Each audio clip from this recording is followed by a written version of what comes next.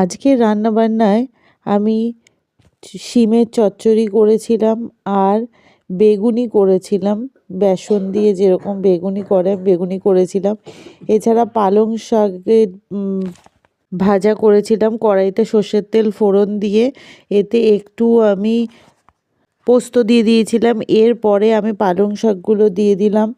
দিয়ে দেওয়ার পরে আমি পরিমাণ মতো নুন দিয়ে এবারে যতক্ষণ আমার জলটা শুকিয়ে না যাবে ততক্ষণ শাকটাকে আমাকে করে নিতে হবে। শাক হয়ে যাওয়ার পরে আমি এর পাশাপাশি আমি আর একটা রান্না করেছিলাম, সেটা হচ্ছে কাটাপোনা মাছের ঝাল, সেটা আলু আর শিম দিয়ে। যাই হোক, বাড়িতে আজকে এই কটাই রান্না করেছিলাম। তোমরা সবাই দেখো আর পাশে থেকো, লাইক অ্যান্ড সাবস্ক্রাইব করো।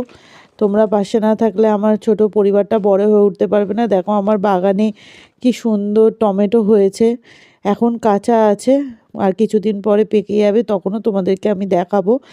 আর পাশে থেকেও তোমাদের আশীর্বাদ অবশ্যই দিও।